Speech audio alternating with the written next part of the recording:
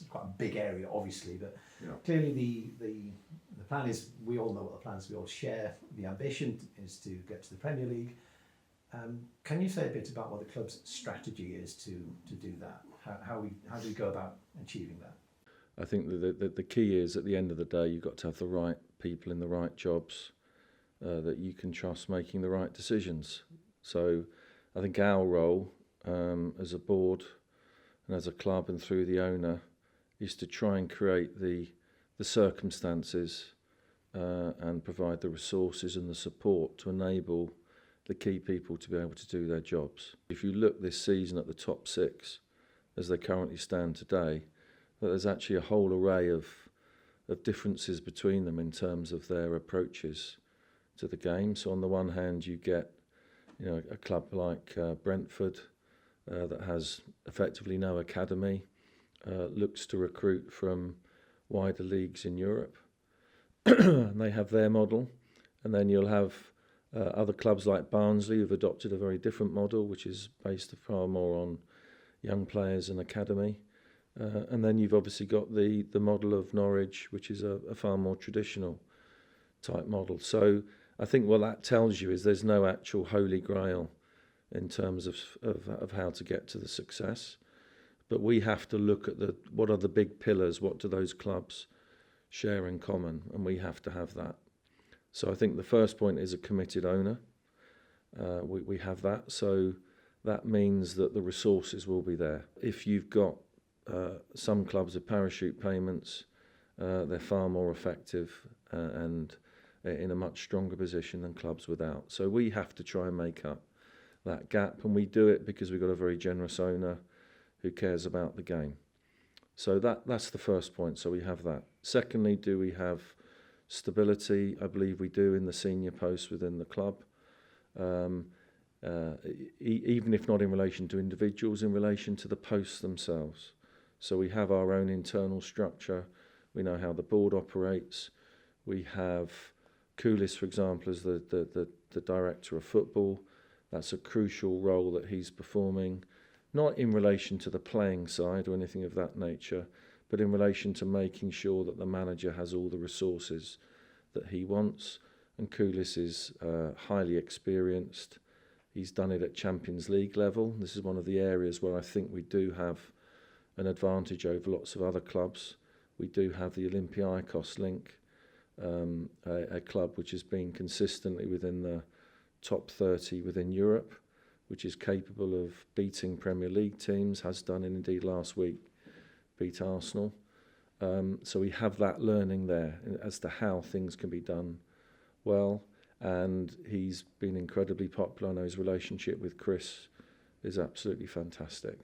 So we have that element. So the manager will have resources in terms of the funding, will have resources in terms of the backup. We then also have the recruitment model. Now, I appreciate, again, this is a hotly debated topic.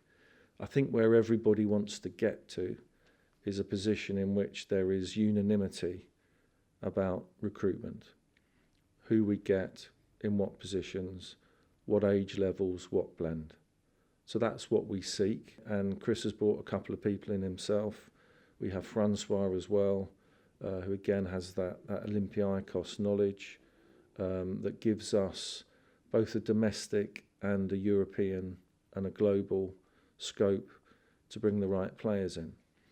At the end of the day, we will not move away from the model in which the manager has the final say. I appreciate that some people feel uncomfortable with that. There are valid arguments either way. The full-blooded continental model certainly has some advantages to it, and it has some disadvantages to it. I think the reality is when you're on the ground and you have an exceptional manager like Chris, he's been there, he's seen it, he's done it. We have to trust him, and we will trust him. And if he's telling us the stats may be great, this video might be great, but I don't want that player, we have to listen to him, and we will listen to him. So we're not going to move away from that model where the manager has the final say. In between, it's up to those people that we employ. We trust them. They tell us that they've learnt the lessons. We have obviously Chris's team in now with their knowledge as well. and we believe we will let them do their jobs, and we believe that we've got as good a chance as anyone of making it work. And of course we'll come on to the academy, but the academy has a crucial role to play as well. We've tried to link in, obviously Gary Brazil's been outstanding, and we've obviously widened his role, so he's that crucial link between the academy and the first team, and he will be out looking at our young talent that we are very excited about, that in relation to our model, they've gone out, they've done their time, so to speak, in the lower leagues, and we hope that some of them are now ready to step up. So that's essentially the strategy. We have a model in which the academy is important. We want good people, good manager. We'll trust them, and we'll give them the resources and the tools to do the job. Well, as I've said already, our model, the academy is an integral part of it. The club and its fans are rightly proud of its academy, and I think we're actually one of the few clubs where the academy has such a high profile, and the work that Gary Brazil, Chris McGuan and Andy Reid and others do there is outstanding. And we see, and I think particularly post-Brexit is going to be even more important, because there will be an emphasis on homegrown talent. In addition to that, we have to make sure we protect our area. One of the unfortunate features of modern football is that the disparate resources that we spoke about last time between Premier League clubs and Championship clubs means that some Premier League clubs now come knocking in our territory trying to get our people. We can't compete with them in terms of resources, so we have to compete with them by being better, cleverer. We will compete for hearts and minds, and we have to stand back and look at where we are. We've had a very successful academy, but its problem is that it's been Category 2. And if I can summarise it for fans, I think Category 2, there's a greater emphasis on culture rather than processes. I think if you're going to get to Cat 1, you've got to look more at your processes and not just your culture. Can you give us an example of what you mean by process? Well, process just in terms of what structures you have in place. There's far more oversight of that, because you're getting into more of an elite games program. So the audits and things of that nature are tougher. So that there's a change of culture that needs to take place there. So that's our target. So for the first time, I think, in the history of the club, that's where we really want to get to. We will commit the resources to get there. We've got a dedicated team at the academy that are now working towards that. The Professional Game Academy Audit Company, as it's snazzily entitled, is about to start looking at an audit in relation to the academy for us. That will start probably next month. We'll go through to the summer, and there's a chance it would be, I mean, we really would have absolutely exceeded expectations if we can do it this summer, but there is a chance that we may get a preliminary licence to enable us to operate as Category 1. If we got that result, it would be absolutely outstanding. I think the alternative will be that we will be given recommendations to say this is what you need to do in order to get to Category 1. So we've just started the process. We're going to give it our best shot to try and get to this preliminary stage as quickly as possible. We've got outstanding people down at the academy working on it.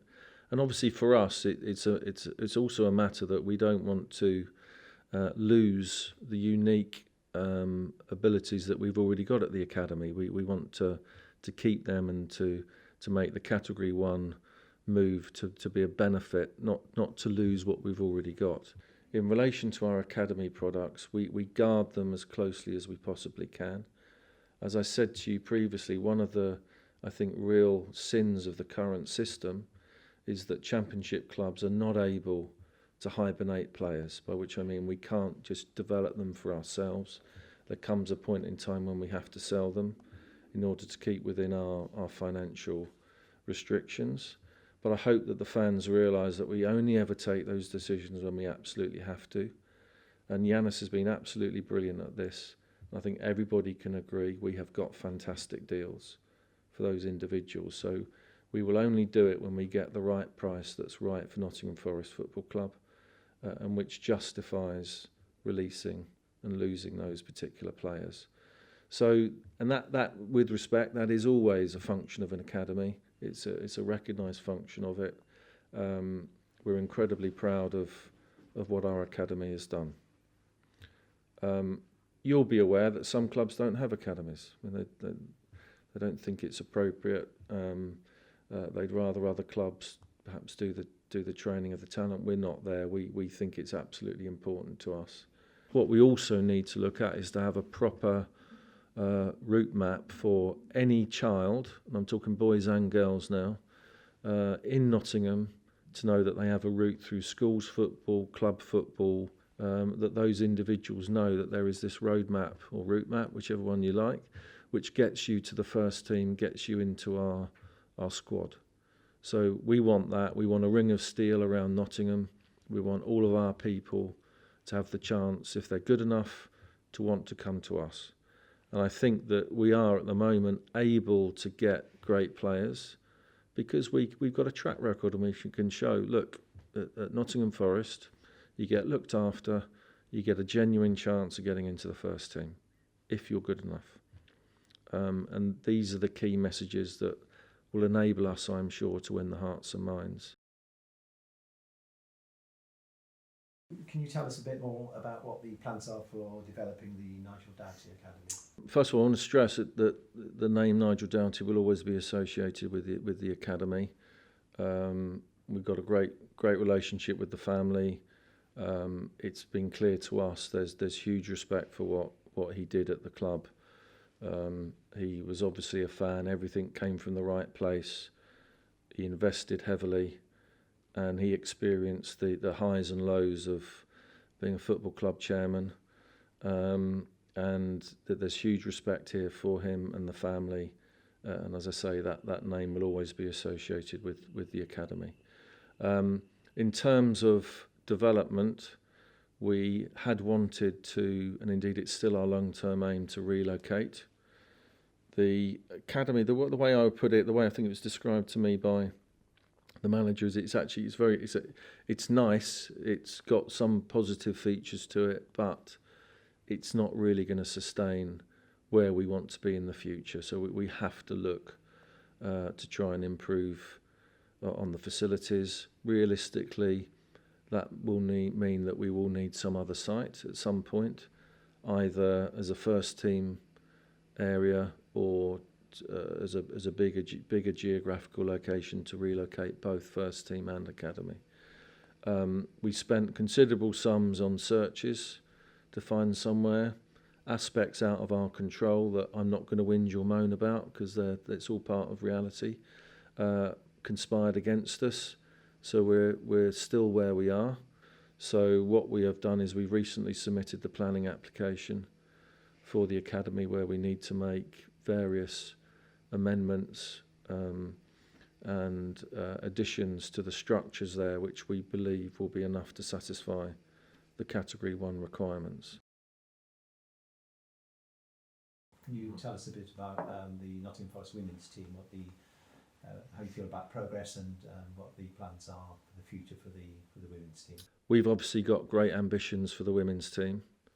It fits in with the overall structure that we see our responsibility to the whole of the community. We want boys and girls to play football. We want boys and girls to support Forest, and we want boys and girls to play for Forest, and men and women to succeed at the highest level for Nottingham Forest.